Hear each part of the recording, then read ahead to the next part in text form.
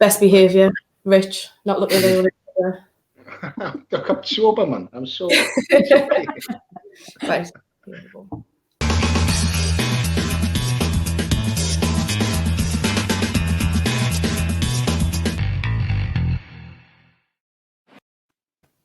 Welcome back to ExtraTyne on the Gallagher Chats YouTube channel with me, Jess, and my co-host, Laura. Hello. Laura, you usually come into this with quite a few pieces of paper with notes, and with the week that we've just had, I imagine you've got like books. Loads and loads. Loads and loads. We killed the forest, but it's all right. This week, we've been joined by, you've probably seen his work floating about on Twitter over the last week or so, because it's absolutely incredible. He's done some work for All the Smiling Faces Boys and some other edits. It's absolutely brilliant. And it's Jack. How's it going? I thought you were going to introduce Rich, to be honest. But, you're right. I'm just going to recycle it. I'll say the same about him. You might have seen no, I'm joking. And yes, we've been joined by an ExtraTyne legend, a Twitter legend. We sent 6.5 million in Newcastle United, and this is what they've sent us. It is Rich Oliver, ladies and gentlemen. Thanks for coming on. Hello. It's going very well as could be expected, as well as everybody else at the moment. Just waiting to get out of this. That's what I like to hear. So if you watch us regularly, you will know last week we recorded a live episode of ExtraTyne on Wednesday night as opposed to our usual Thursday. It went really well. We had loads to talk about, and about half an hour after we pressed end record, all hell broke loose. We found out that Matt Ritchie had called Steve Bruce a coward, and we had Steve Bruce had shoulder barged him, and there'd been all sorts going on. Laura, I'll come to you first. What did you make of whatever the fuck that was? Well, it seems so long ago now, but yeah, it does. It was mad reading all the stories about it, but my opinion on it is like, I understand tensions are high and bust-ups, not a quote Steve Bruce, but happen up and down the country, and I get that. But the worrying thing for me was the fact that somebody thought that a couple of days before a massive game against relegation rivals, someone in that camp, whether it was, I don't know who it was, a player, backroom staff, whoever, decided that it would be a good idea to go and report it and like tell someone about it, and they had to know how damaging that would be to preparation for that game. Like there's obviously no togetherness or united front at all for someone in that, because it was someone that was there because it was word for word apparently. So someone in the camp obviously thinks, oh, let's go and rock the boat. I mean, and if you compare it to Fulham, who have a plan, seem united, say all the right things, have a plan, and that's a team that's going to get out of the shit, whereas not a team that's rotten from the core. I mean, the whole thing was laughable, really, but I know there's been a lot of like Team Meghan, Team Queen, Team Richie all the way. Team Richie, yeah. I think we've got to be.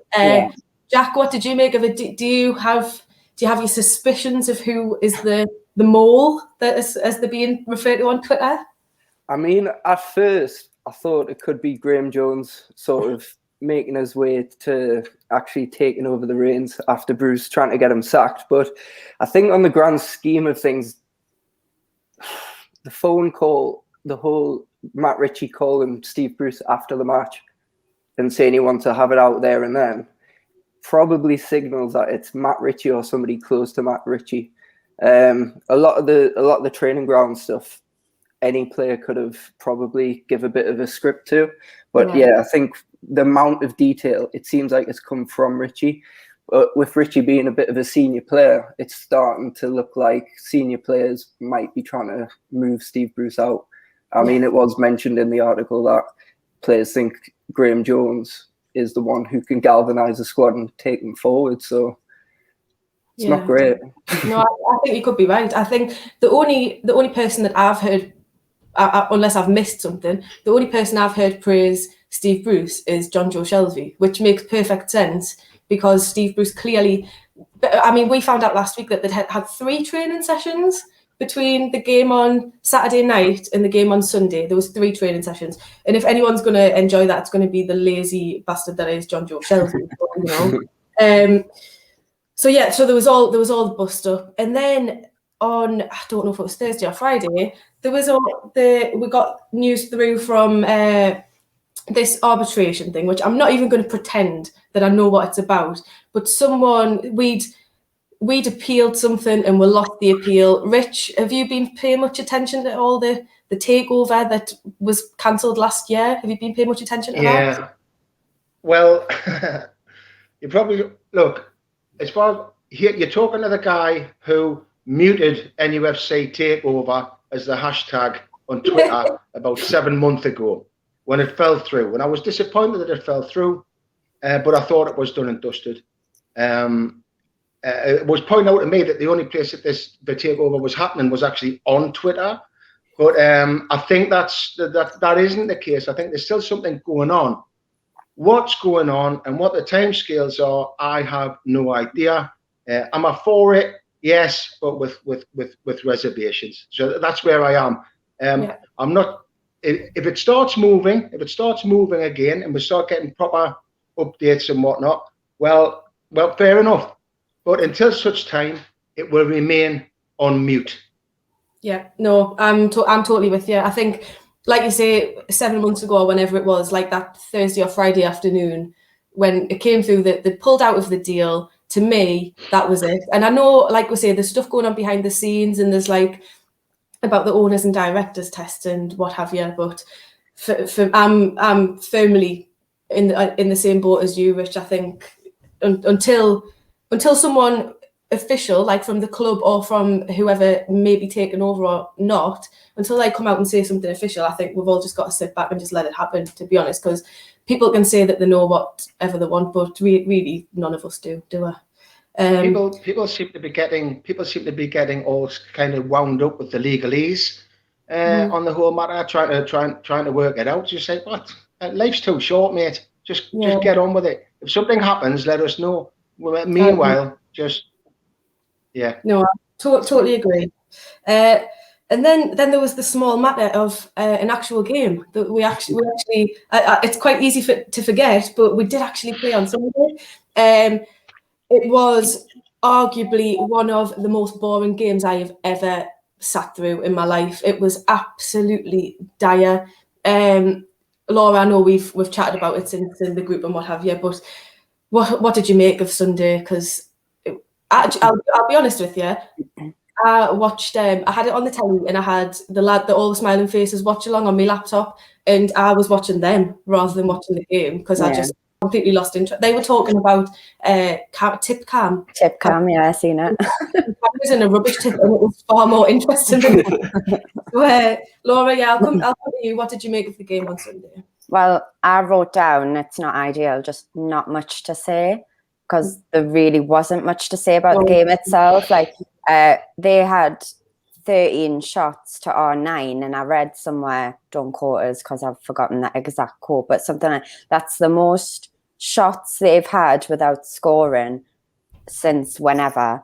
So we're quite lucky not to get beat, but I think that was Bruce's main aim. It was very sadly predictable. It was his main aim, not to get beat, not to get hammered, and he'd be happy. And at the end of the day, at this stage of the season where we are, that's just not acceptable. We've got to be going to teams and having a go, and we keep coming back to I keep coming back to Fulham, and they're going to brilliant teams, Liverpool, etc., and setting up to win. And they're going to use Bruce already has. He's got so many excuses in his hat, and he just keeps using them. And he's going to use the strikers as an excuse, but we had 2 strikers on the bench. I'm not saying they're brilliant strikers, but we had 2 on the bench, and he persists with Joe Linton, who is not a proven goal scorer, and we all know that. And bringing Andy Carroll on at 90 minutes to waste time against West Brom is a damn disgrace. Like, what are you doing? But I think, again, a lot of our games are so boring, and they just get overshadowed because all we wait for is, all I wait for as well after the game is, what's he going to say? What's he going to say this week? And his comments about if we bring Gail and Richie in, not Richie, sorry, Gail and Carol in, what means we had to change the system. Is he taking the mick? Like, that's his job. Like, like we said before, they had all those days off. Like, use those days off to change the system. You're a Premier League football team. You're getting paid all this money. Do your job. Like, if something's not working, like, obviously, it's school. If I'm not teaching the kids properly and they're not learning, change it. You don't keep repeating the same shite all the time. Change it, and then something might happen. And the lies, I'm going on a rant now, comes out there. Just that. Yeah, he's got to change the system. Just send a player out. Just send a sub on with instructions. That tends to work. Because that went so well. That's not Bruce's fault. Bruce gave the instructions. It was all Richie's fault. But yeah, I think that the quote that you've just referred to there about if we brought on, if we played Gail and Carol, would have to change the whole system. One, your system's not working anyway. Two, you've got arguably your three biggest, most important, influential players out. The system needs to be changed because you need to cater for the fact that we've lost them. And for me, it's much like John Joe Shelby, it's laziness. It's just anything for an easy ride. But I mean, not that he's not getting an easy ride in terms of the grief he's getting from fans, but he is because he's not getting it in person. He doesn't have to go on Twitter and say it. Do you know what I mean? He can avoid it. But yeah. So yes. Jess, just on that one. The system was set up for those three players who are now out. It was set up specifically to get the best out of them, because previously we were getting nowhere with it. We were getting We were getting absolutely no. Sorry, I just had a call come. It was Matt Ritchie on the phone. So the system set up specifically for those three players to their strengths, right? Because it wasn't really working before that. All three of them are out. All three of them are out. And he's persevering with the same system. Yeah. What's going on there? Honestly, that is beyond me. Absolutely beyond me. I think what you've got is Graham Jones has come in with a template and he's presented it to Bruce and basically said, here's the three players that will suit this system. And Bruce has took it and thought it was an absolute gold mine. Like, this is great. We've finally got something that I can pin my hopes on. And then all these injuries have flown in a matter of a week, or was it 2 weeks? I mean, I think it feels like 2 games, wasn't it? Yeah. I feel like it's been going on forever. But I hear what you're saying there, Jack. But according to what I'd heard about Jones was that he's not necessarily about formations or anything like that. He's more of your set piece man. You know, so that's what I could be wrong on that, because there has been a fundamental change, like you say, from the moment that Jones came in. So he could have had that good to go, like ready to go. But we changed the system for Everton, which was pretty much about a day after Jones had come in, or 2 days after he'd come in. So I don't know if he'd have made that change by then. But I mean, you could well be right. You could well be right. Yeah. I think what he's got to do, though, is he's just got to look at the players that he's got left. I mean, they're hardly great, but they were given like 4-4-2 ago at the start of the season, and it was a formation that Bruce really wanted to persist with. So I don't see whether it's Gail and Joe Linton or Joe Linton and Carroll. He's got to figure something out. He's got the likes of Murphy, Richie, and Fraser, who, let's be honest, aren't great players, but they can at least every now and again deliver a ball into the box. Yeah. If you've got players like Carroll, you've just got to go back to the old school 4-4-2. I mean, we're already lobbing balls. I agree. But I think it's got to be very old school over the next few weeks until we get through the injuries. Yeah, absolutely. I mean, one of the things which I wasn't even going to mention, but it's just come back in my head in his press conference today, he's said, I don't know if he was questioned about it. I'm assuming he was, but about Matty Longstaff, because Matty Longstaff featured for the under-23s this week. Yeah, against Sunderland. Yeah, against Sunderland. So he's I don't know if he's been questioned or what, but basically for some reason he said that he was on a rise last year, but for some reason he's not playing him. I don't know why, he's opting for Shelvey and Hendrick, who one is invisible, and as I've said about 15 times in the last 15 minutes, the other one is the laziest person I've ever seen in my life. So Laura, I'll come to you for this one. Can you fathom why he's opting to stick with those two rather than bringing in Matty, who, fair enough, is not exactly a proven Premier League midfielder, but when he's played out of his skin and he's done reasonably well, and I would argue better than we've seen from Hendrick and Shelvey this season. So can you fathom why he's not playing him? No, I think people might not agree, and it's just from what I view it as is Shelvey and Hendrick are, maybe not Hendrick, but definitely Shelvey. Shelvey comes out and defends him. Shelvey gets away with murder. Hendrick's starting to get away with murder. I think it's a case of they maybe, being senior players, like you said, kind of run the show a little bit, and they're just like, they know that they're never going to get dropped no matter what they do. Steve Bruce must like them as people, maybe. I find Steve Bruce like quite an arrogant, stubborn person. I don't know where the nice guy crack came from, because I don't agree. I think he's very set in his ways, and I think he just thinks, no, I'm going to stick with these two.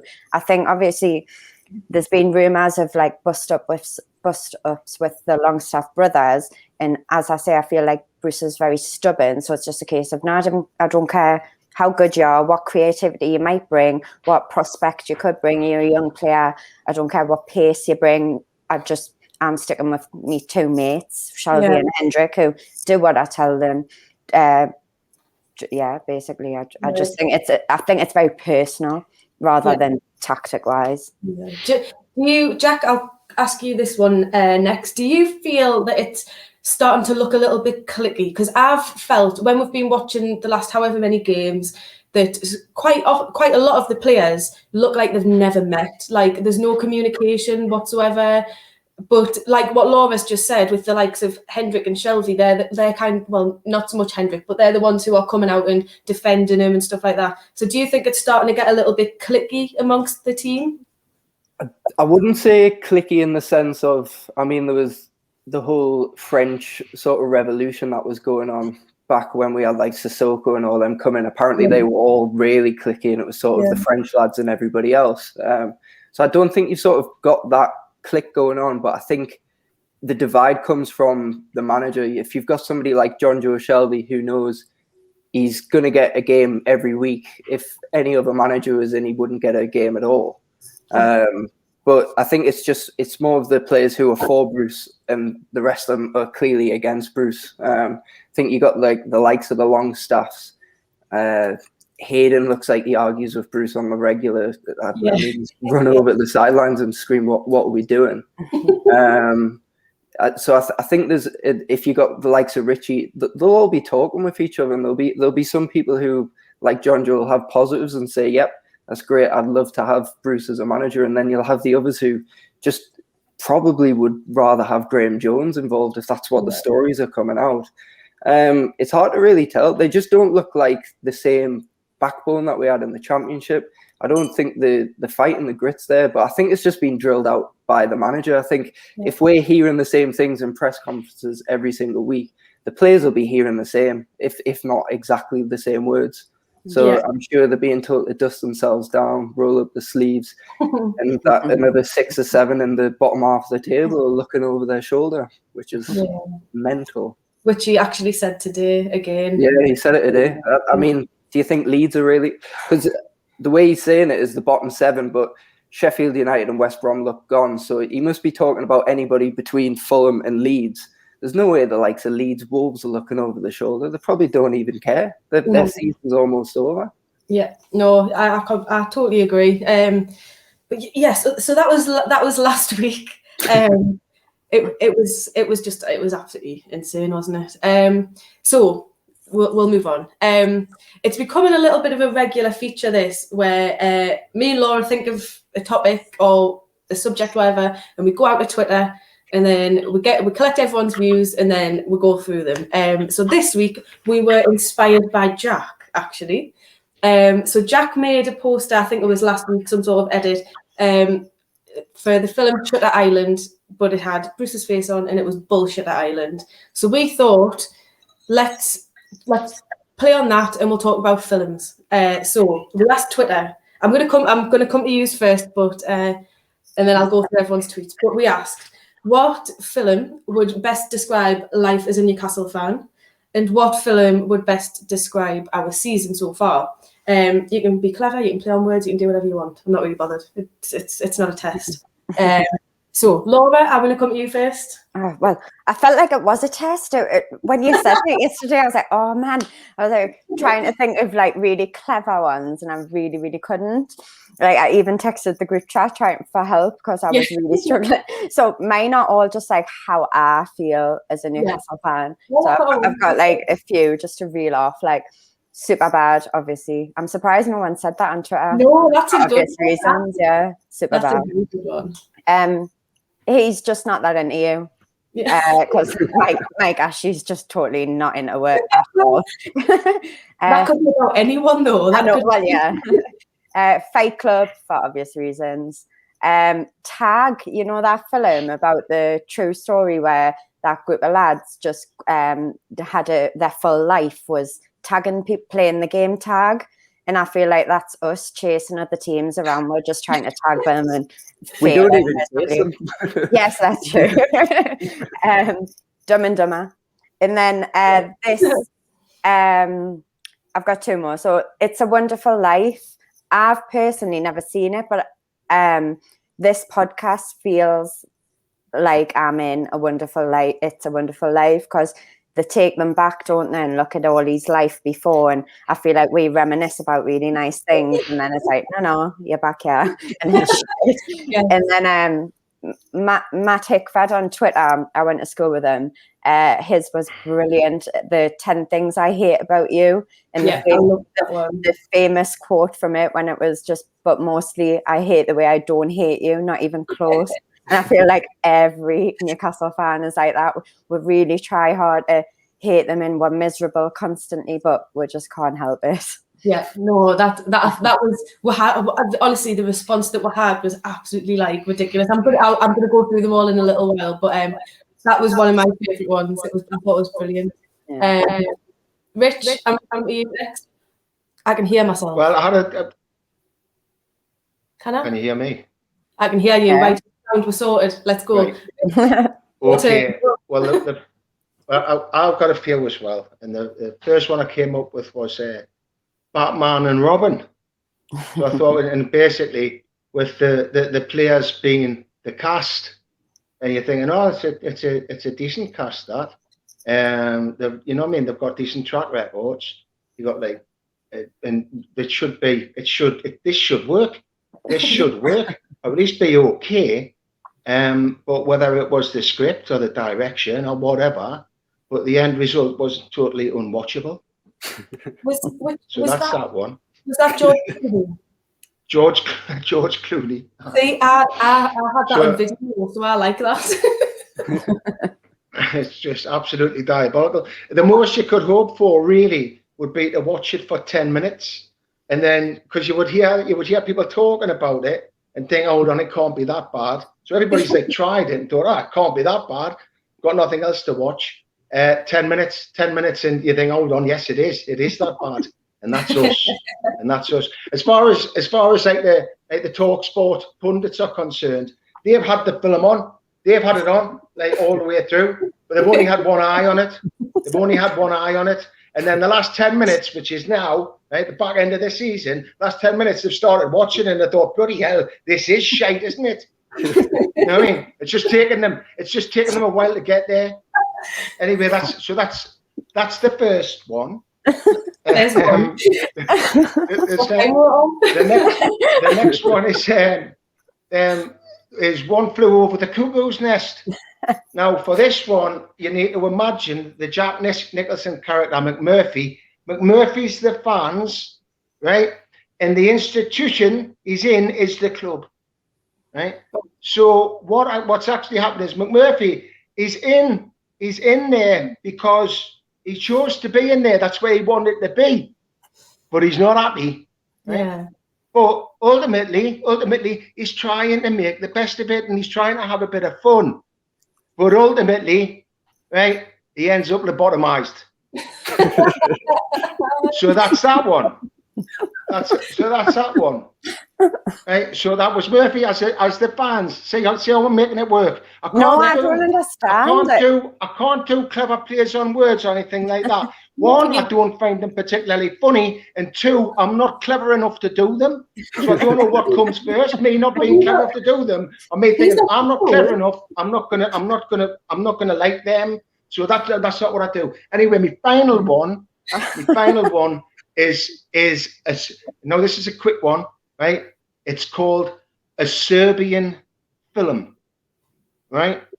Now you may or may not have heard of it, right? But I'm not going to give you like any sort of synopsis. I'm not going to give you like any sort of the plot lines or anything like that. I talk about the cast or give any sort of critique.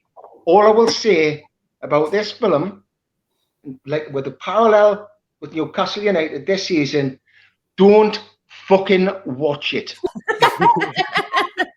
Right?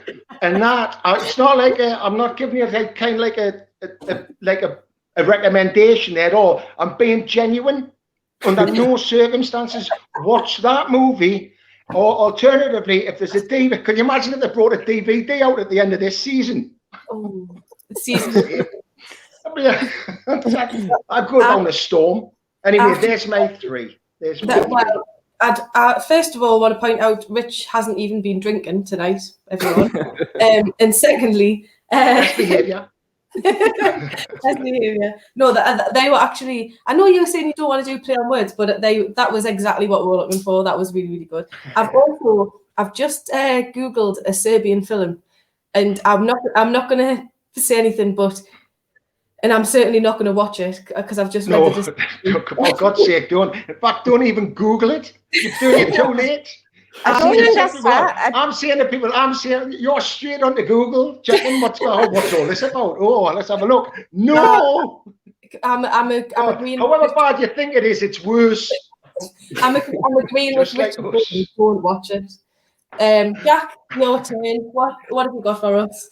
I didn't make too much of a list because some of the ideas I've seen were actually on Twitter. So I was just I don't want to try and copy anybody, but I've got one where I think like the plot, the synopsis, and the title actually link into Newcastle's season so far and a bit previous. So Final Destination. Yeah. Last season was a bit like the premonition of what's to come, and we sort of escaped death and cheated death. We managed to stay up. This season, it's literally just everything that slowly as Wilson gets picked off, Almiron's picked off, St. Maximin's picked off. We're just slowly watching them go. If we get to this weekend and Hayden goes, and I mean, it'll be the likes of John Joe Shelby and Hendrick will survive. That's the worst part. But, that was the only one I come up with, and you can write the next Final Destination movie and just call it Final Destination: The Championship. So we'll see what happens. That's actually bang on. Like thinking of, because I've seen all the Final Destinations, and they're all so shit, which is again, just like watching them. Yeah, so, not, very low budget as well. So. But you've just admitted where it is like Newcastle, because they're all shit. We know they're shit. There's about 5, but we still keep watching them. Still watch it, yeah. But we've seen them all. Right. So yes, as I said, we went out to Twitter for this, and my phone, Laura's would have been the same. Our phones just didn't stop buzzing last night. Like, it was absolutely insane. But some of them brilliant. But I'll go through them all anyway. So we've got Rob M, who, if you watch the podcast, you'll know Rob's been on Jamie McClellan. That story, that's Rob. Rob's was Con Air. The plane is taken over by the inmates and all the planes are in place. There is a lot of twists and turns throughout, only for the takeover of the plane to come crashing down and the inmates have to go back to their shitty existence. And then Andy, at Gibbo Andy, my friend Andy, he replied to Rob saying, you could have just gone with Con Air because it's awful. So there was that as well. Samantha, who's at Mumba88, said, life as a fan is either The Social Network, are you even a real fan if you haven't tweeted angrily, or carry on regardless, what other effing choice do we have? And then she said, summing up the season so far, which I thought was brilliant, horrible bosses, because every one of the people who runs the club are arseholes. So I thought was absolutely bang on.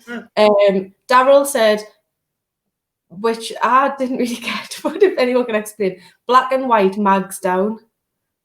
Black Hawk Down? Is that a film? Black Hawk Down. It is. Film, yeah. Well, I'm guessing that's black and white mags It's down. one of those ones. It's about Iraq and that sort of thing. I think. Well, so it's quite similar to what's going on at Newcastle, I guess. Someone said Brewster's Millions, but it was a play on words, which doesn't really work when it's typed out in front of you. Brewster's Millions. Brewster was Bruce, as in Steve Bruce, but less said about him the better. Oh, but more from Daryl. Groundhog Day and Liar Liar as well. Yeah. And then we had Dave, who's at False Positive 6, said, let's just go back. So the first one, best describes life as a Newcastle fan. His was Bridesmaids, which I'm assuming is just because it was just like carnage. I didn't get it. Right. That and I didn't get it. I guess Bridesmaids is because it just everything goes wrong. Like it's just a bit. Is it not just when she Did he not explain? Did he not explain? He just put Bridesmaids and that's fucking it. Yeah, he did. Jesus Christ, what are you reading it out for, man, woman? What are you reading it out for? We need more than that. It's not like a fucking cryptic crossword, you know. Right? If that's all he's put, didn't read it out. You know what I mean? Sorry, everyone. Or he's asking, saying, what are you on about, mate? I think Richard's defo put whiskey in his tea now. Like, I haven't got whiskey, I've been completely sober. I haven't had a drink since Sunday. No. I'm telling you. I am. Look, this is how bad I am in real life. I only drink to basically take the edge off us, to bring us down a little bit. You know what I mean? 4 days up the drink and I'm buzzing. I still can't get over Jess. Not asking us about the whole bloody the meltdown. He went through yours too. She had hers, right? I know. Nothing on me. She bloody moved on. I thought I'd been working on that. On that all bloody afternoon, and she didn't even ask us the freaking question. It doesn't matter now. It's gone. Oh, I want to hear it. I want to hear the rant. I tell you what, we'll come back then. Right, next. Sorry, Jess. John Roy, 1984, said 12 years a slave. Yes, that's accurate. And then we had Dom Godfrey said trapped, which I feel exactly the same. Then we had another one from, again, I'm gonna message it and ask how to pronounce your name. I knew you were gonna say that. I don't know if it's Shevers, Shevers, but I call it out every week and I still don't know how to say it. His was Groundhog Day, Falling Down, a series of unfortunate events, Rambo 1, and then he said, where Rambo, the club is the police. So people might get that. I've never seen it, so I don't really know that one. So then we had Sheppers, my friend Liam Shepley, who said, the pursuit of happiness, and then in brackets, except it doesn't have a happy ending. And then he also said Armageddon, self-explanatory. We had Peter Shivers, I take it the Joker is not allowed. Joker absolutely is allowed, because I feel that that's the best word to sum him up, basically. We had another Groundhog Day from Alan Coleman, because we're reliving the same soul-destroying day over and over again, which is lovely. Then we had from Sean Brooke, the good, the bad and the ugly perfectly describes my 25 years supporting Newcastle, and a series of unfortunate events describes this season for me. At Eddie the Chump said, the good, the bad and the ugly. The good being Callum Wilson, the bad being the result, and the ugly being the tactics. And then we had, I love this one. Steve Zip said, Bruce Christ Almighty, which I thought was hilarious. Rich doesn't find it funny because he doesn't like plays on words. Yeah, oh yeah, he's not clever enough. He's not laughing. I don't mind it. I don't mind it. We've got another one from Geordie on Tyne, a series of unfortunate events falling down. Another one from Misery, that's from Mick Lazarus. Then someone's actually made a film poster, The Sum of All Fears, but Ben Affleck's crossed out and that says Steve Bruce. And Morgan Freeman's crossed out and that says Lee Charnley. Surely the fallen down one should have been Fallen Dune. Awesome. Fallen Dune. Fallen Dune, like spelt like that as well. And then we had, sorry. My mate Dave, Rockcliffe Files, he wrote that. Yes, he wrote it like phonetically. You know what I mean? He made an effort. We'll get to that. Yes. All right, okay. Right. Well, we're just going to say falling down again, aren't you? No, I'll read it properly next time. That's what he put. Anyway, I'll give him Davey's mention. We've got. Tell you what, I'm not going to. Dave, I'm not going to say it. You're not even watching. Richard said it for us anyway. Right, well, Gustavo Chebs, which is a lovely name. I hope that's your real name. Life as an NUFC fan has to be dazed and confused. And the season so far, clueless, which I thought I had that. Clueless, that's fair enough. Better than the Bridesmaids. I've just found another page of notes if we've got time to come back to me. Oh, absolutely. Okay. Geordie down south said, we're about halfway through Aladdin. I didn't get that either. I don't think I've ever seen Aladdin, maybe when I was a kid. But, really? Dean Woods said, as good as it gets. And the people that defend Joe Linton, Bruce Ashley can be encapsulated by the line in the film, I wish that did it for me, which I also understand. Andrew T at Badger Doom said, Das Boot, it's a miserable watch and in the end it sinks. Is again absolutely bang on.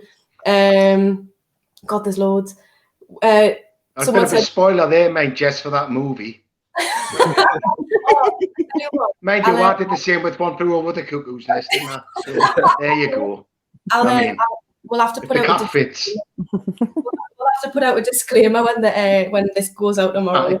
I contains spoilers. If you've not watched Das Boot or One Flew Over the Cuckoo's Nest this weekend, we've also got Fight Club. We're fighting for our lives. Training ground, scraps, and tactics. The first rule of tactics is you don't talk about tactics. I like this one. This is from Steve Zip again. Not Magic Mike, Tragic Mike. Yeah, I like that one. Very, very good. I know there's stickers of that. There's like an edit of the film poster, and in certain bars in Newcastle, you'll see stickers of that stuck around. And I know who did it, but I'm not going to grass them up. Oh. Life as a Newcastle fan, Great Expectations. Season so far, Armageddon. Another one for Armageddon. Then we've got Great Expectations. Hold on. Great Expectations. Is that somebody like who's not a Newcastle fan, like having a dig at or something like that? Like they all do. Great Expectations. Are you kidding us? Simon Jordan from Talksport. Suicide so Squad. Demanding, aren't we? Similar to Richard's Batman and Robin, we've got Suicide Squad because despite the potential of a brilliant cast, it's fucking shite. That's it. Tell it like it is. We've got Speed because it's a crash waiting to happen and we're all along for the ride that never stops. And then I'm going to end on this one because this was one of my favourites. The season so far, Wolf of Wall Street. A fat rich man screws over everyone and everything to make himself richer at the great cost to the business he's supposed to own. Who's he on about? I've got no idea. You can even throw in that clip of the I'm not fucking leaving as well. Yeah. very, very, very apt. But Laura, have you got more? Did you say you've got more? But I feel like we've gone on for ages, but there was just a couple of, I can't believe we have. Oh, should I? It's fine. Some might say too long. Because you keep interrupting and babbling on. This is why they skipped you out earlier. Well, Jess isn't asking us any freaking questions. She's not asking us any questions. She's letting us no option. She's letting us no option. I thought I'm not just going to sit here like saying now. I think I'm going to butt in. It's the only way I can get, like, you know what I mean? Anyway, Are you carry done? on, Laura. Right, thank you, Yes. But I had snatch, as in snatch and grab. I can't believe no one's mentioned Titanic. I know your gift. Yeah. Because everyone can see the iceberg coming. Everyone knows where we're going. Fatal Attraction, because you know it's going to hurt, but you keep going back. The Wizard of Oz, featuring Bruce the coward as the lion.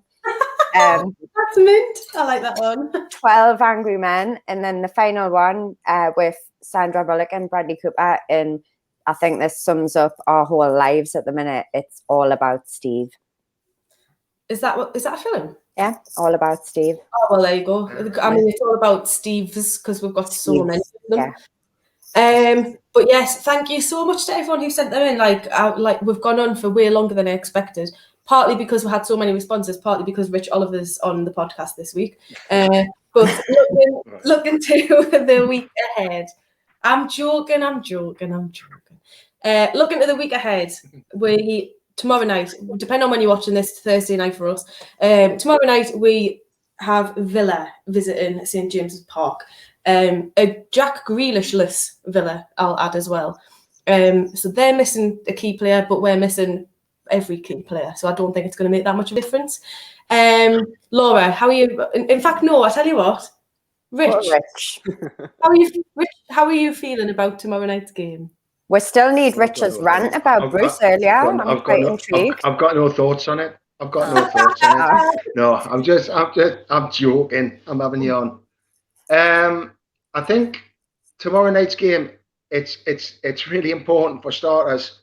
But what Bruce needs to do, he needs to identify where the goals are going to come from in that squad, right? And I know you were touching on the long staffs and what have you earlier, but he needs to look historically where's their experience there, who has scored at any stage. And so I think he's got to bring Gale in, because although he's not prolific, I've always said that I thought Dwight Gale he's like a 10-goal a season striker, you know, if he plays the whole season, which he never does, but he's always liable to pop up with a goal, and that's exactly what we need. With the fact that he hasn't had hardly any minutes leading up to this point, hardly any apart from that waste of time at Chelsea away, right? He's been criminally underused, while Bruce has persevered with this as we were talking about earlier, this new formation, which is just sticking with come hell or high water. So he needs to identify the goals. I think one of those players is Gale. I think Fraser has scored goals previously. Again, though, I think he's been underused. He barely played for Bournemouth at the end from the turn of the year last year, and he hasn't had much of a chance with us. So he's probably not really up to speed. But there is goals in him. And even I know everyone's like talking about Shelby, but I think Shelby's going to be absolutely vital. And I'm talking about like a decent Shelby who turns up normally 1 in 8 games. We've just got to hope against hope that he can come up with the goods on at least a few occasions in the next. I'm talking about, look, the next 4 games, you cannot underemphasize just how important they are. I think we need to be playing on the front foot, because the only other place goals are coming from, apart from those 3 players that I've just mentioned, right, is the centre halves, who both have goals in them, right? Clark and Lascelles, they both got goals in them. Now, for them to get goals, we need set pieces, and we need set pieces as many as possible for Graham Jones to be working on, right, to give us half a chance. That's the only place. That's it. That's all as far as I'm concerned, that's all he's got to open to him over the next few games, and they are so important that, like I say, I can't underemphasize it. Yeah, no, I totally agree with you. I think as well, going into this weekend, obviously we've got Villa tomorrow night. Palace and West Brom are playing each other. Fulham have got Man City, which, I mean, obviously they played Liverpool last week. It's not a very good Liverpool side. So, yes, they won, but can we really see them winning against Man City? Sheffield United, they're as good as down, but they've got Leicester, which I hope is just going to be another, like, nail in their coffin almost. And then we've got Southampton, Brighton. Jack, how are you feeling about the fixtures around us? Because, I mean, obviously, we've got a lot to do, but we're going to also, I think we're now in that position where we're also hoping for other teams around us to fail. So how are you feeling about the 4 games around us this weekend? I think the worrying signs is that obviously Bruce is going out just not to get beat. That seems to be the remit. But I think he probably was shocked to see Fulham actually pick up 3 points at Liverpool, because I think if you watch him after the match, he's quite happy about a draw, but I think he's only happy about a draw because in his mind he's probably thinking they're going to drop 3 points today. We can go in against Villa, get another point. They're going to play Man City. They'll drop more points, and then slowly, just slowly, we're going to sort of gradually get away from them. But I think Aston Villa has to be his last game if he doesn't win it. I think it's a must win for him. It's not even must win for us anymore. It's must win for him. The worrying signs is we probably all know that he's not going to get sacked whether we get beat or not. But the way I look at it is, with the upcoming fixtures, you've got Brighton next. I can't see us winning it all tomorrow. I think they've got to find a replacement, even if it's for 6 months. Or I know on the other podcast, Always Smiling Faces, they were saying Eddie Howe would be a great manager if you did go down, who can help you back up in the Championship. I think they've got to either start planning for the inevitable or at least surviving. So Brighton's a cup final. It's going to be the biggest game of our season. That is,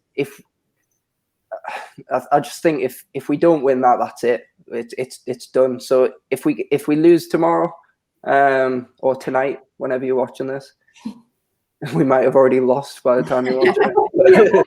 but relegated by the time you're caught up. But yeah, I think if we lose, he has to go, and then you get somebody in with who can at least get that team together and get at least a result. Because I don't think we've been great away to Brighton. I can't really remember many fixtures, but I get the vibe that we've either been losing to Brighton or just getting draws. I don't know if anybody can remember what the previous results are. What away to Brighton? Away to Brighton, yeah, because it's an away fixture, is it not? Because was it not this season? Was it this season? This season we got absolutely slaughtered 3-0. Yeah, I think they've been a bit of a bogey team since the promotion season. I don't think we've beaten them since we came up. No, it was that lamp. No, when we came up together and we got the better of them right at the back end of the promotion season. I don't think. Hey, I may be wrong. But I'm sure they've got kind of like some sort of hex somewhere at the moment, which is just what you need, isn't it? Right now. Yeah, definitely. I'm going to get some quick predictions off yours. Laura, I'll come to you first. What are you thinking for tomorrow night? 2-0 Villa. 2-0 Villa. Rich, what we're saying? Ever the optimist, I'm going to go 2-1 to us. Well, it depends what team he plays. Yeah. That's not how it works. You can't. That's not how it works. It doesn't matter. 2-1 then. Right. Okay. What are you thinking for tomorrow? I'm gonna say you're all right. I personally think Grealish isn't injured. I think they're throwing Bruce a bit of a curveball. I think they know what Bruce is like, and he can get ahead of himself. And Bruce has done it himself. He said that Fraser was injured or ill one game, and he's thrown him in, and he started. So I've got a feeling Grealish isn't actually injured, and they're going to get into Bruce's head and put the presser out there. Say, yeah, we've got no Grealish, but when the team sheets come out, and if he sees Grealish, that's the game plan gone. I mean, I hope I'm wrong. Because I think if Grealish plays, you're looking at 3-0. I don't think we've got a chance. But if Grealish isn't playing, fingers crossed. I think 2-0. I just can't see us scoring. I just don't know where. I can see him lined up with the same formation as well. Yeah. No. Nothing would surprise. Like I say, anything for an easy life. So he'll just be like, yeah, well, we got a draw on Sunday, so let's just try that again. I'm going to say that we're going to get absolutely hammered. I can't see us getting a goal, so I'm going to say 3-0 as well. We'll end this week with the thought of the man himself on last week. Rich, Steve Bruce himself, the man himself. I'm going to come to you for your little skit or whatever it is that you have prepared for us. No. Well, it was just all my take on it was just a travesty of management of any sort from first to last. I thought Bruce had basically he made a rod for his own back in the post match by throwing Richie under the bus. Right now, he should have reckoned. So that was his first mistake. He had no need to do that. Right. His second mistake was not recognising that he'd made the mistake in the first place. Right, and rather than deal with it, because obviously Richie, amongst others, but let's talk about Richie, was obviously upset with him, right? And rather than deal with it and maybe apologise, right, because he shouldn't have thrown him under the bus, right? Rather than do that, he kicks a can down the road to Tuesday, right? So basically, he's created the situation in the first place. All he had to do was basically what I would have done as Big Papa, you know what I mean? As Steve Bruce, Big Papa being Steve Bruce. I would have said, I would have gone up and says, it just came out all wrong. You know? That's what he should have done, right? But he didn't, did he? So he created the situation in the first place, right? Regardless of who was right or wrong about the instructions going out, right? He didn't deal with the situation he created, which in turn created another situation with Richie on the training ground, basically calling them all the shites and all the cowards and whatnot, right? And then it comes out to Craig Hope, right? And then rather than deal with that, again, Bruce, he's just getting all emotional. Yes, me getting all emotional. He just gets all emotional again in the next press conference and he bans Craig Hope, right? Which is okay, fair enough. But then rather than saying we don't know where the leak came from, it could have come from anywhere, right? He doesn't know where it's come from, right? No, he implies it's one of the players. So now he's created another situation whereby he's now got to go back to the players who are now looking around themselves thinking, fucking hell, there's a snake in the grass here. Who is it? Who is it? You know what I mean? He could have quite easily gone up to the players and said, look, lads, obviously this has got out. I don't know how it's got out. I don't think it's any of you lot. Even if he did, even if he thought it was one of the players, you don't have to say that. You don't have to be. You can be fucking a bit clever about it, right? But he's not clever about anything. He is not clever about a single thing that he does. It's like he doesn't think. He doesn't think. He goes into press conferences. He talks off the top of his head. He loses his temper. You know, just as an equivalent. If you look at Mourinho, right? Mourinho often loses his temper in press conferences, but I tell you what, he means to, right? Because he's thought about it beforehand. And if Mourinho throws a player under the bus, right? He's thought about it because he's thought about this is what this player needs or whatever. Bruce doesn't work like that. He just makes it up as he goes along. There's no man management there. There's no team. Like there's no squad management or anything like that. He's just basically making it up as he goes along. You know what I mean? Yeah. And I don't know what he has to offer. I've got no idea what he has to offer because he doesn't even do tactics. So mate, you know, you can't do the man management unless all man management is putting your arm around somebody saying, "Oh, well done, lad, well done," and like scrubbing the head and what have you, right? If that's what he thinks man management is, right? That's not all it is. No. Every place he's ever been, he ends up basically. Eventually, it all falls apart. Because he has, as far as I can gather, he's got no talent whatsoever for the job he's doing. How the fuck he's managed to keep it and keep doing it, moving from club to club, right? Doing the same old shite. I don't know. But anyway, so that's what I've been working on earlier on today. Because you had said that you were going to ask the question, and you know what it is, Jess. I'm pleased that you did. I am pleased that you did. So I was able to get out there because I put a lot of work, I put a lot of thought into that, you know, and it would have been wasted. So thanks very much. Have we run over time? To end the show on. I originally thought that you were a parody of Bruce, but I'm starting to think that he's a parody of you, to be honest. Well, I personally think that Rich has had enough of doing the Steve Bruce videos, and I think I don't know how he's done it, but I feel like he is the mole that's went to Craig because he's sick thinking of funny videos. This is an ExtraTyne exclusive on Shot's YouTube channel. Rick Oliver is the mole. You heard it for your first. Hashtag in the know. Could I ask Rich a question, actually? Say Bruce leaves. Would you carry on doing this for the next manager, or would it have to be a character of a manager? God, no, I didn't even want to be doing this. I'm telling you, I don't want to be doing this. It's torturous, man. It's torturous. Honestly. Just make it stop. Make it stop. Having posted a video 10 minutes before kickoff, and my timeline just fills up with anyone else just waiting to see what to do. Well, you tell us about that. Tell us about that. I feel guilty. So if I've got nothing, I start panicking. I'm thinking, Jesus, I can't like an hour to go, and then everybody wants us to do something, and I haven't thought of anything. We've run over. Most of the time, something pops up. Right, yes, we've run over by. Can I ask Jack a question? You know, I've been having a look. I've been having a look at the work you've been doing, but you know the always smiling faces. You did the poster for them. How the fuck did you get Decker to look like Gerard Butler? How did you manage to do that?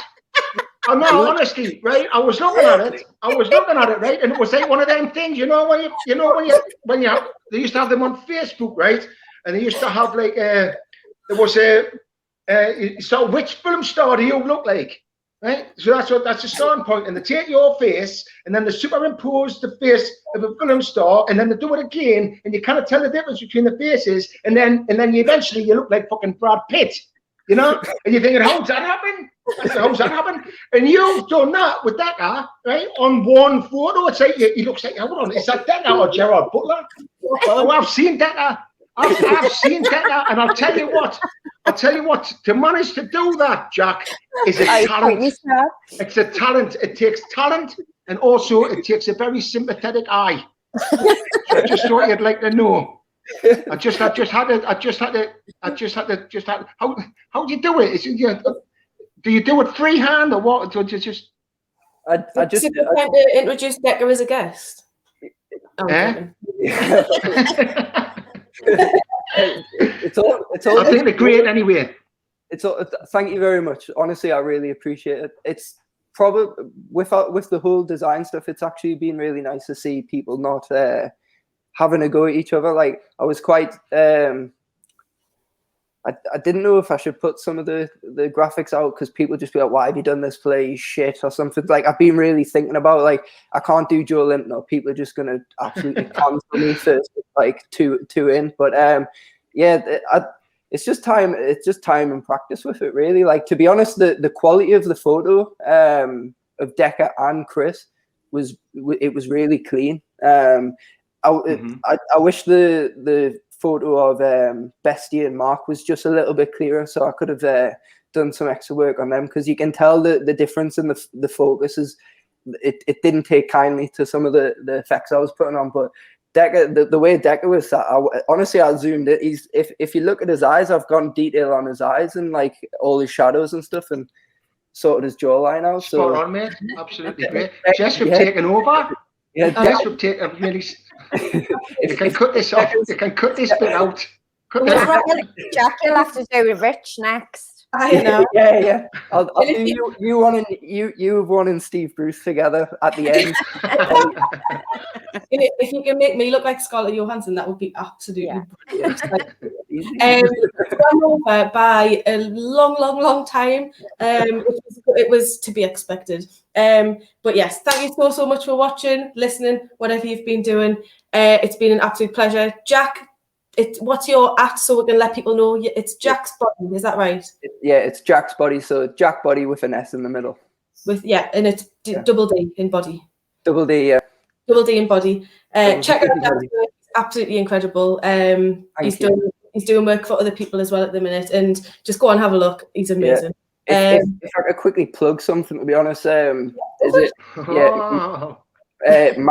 don't know if you've heard of Mag Pin's badges. I know they've been doing quite a lot of stuff with Gallagher Shot, so I thought we're going to do like a collab. So like he's going to use his illustrations and send them to me, and then I'm going to put them together, and we're going to sell some prints and stuff. So keep your eye out on his shop, and hopefully we'll have some nice fancy designs. Yeah, amazing. Thank you for having me on. No, it's been an absolute pleasure. So keep an eye out for Jack. Check out his Twitter. Rich, what can I say? @BigPappyBlue on Twitter. You've probably seen him anyway because he's bloody everywhere. Yes, thank you so much for joining us, Rich. Jess, thanks for having us back on. Thanks, really appreciate it. It's been good. It's been great fun. Anytime. We'll get him back on again soon. I promise. I was going to say for a live, but I would probably get bloody removed from YouTube. Our lives. So not for a live. Laura, me, brilliant co-host as ever. It's been an absolute pleasure. Thank you. Don't forget to like, share, and subscribe to the Gallagher Shot YouTube channel.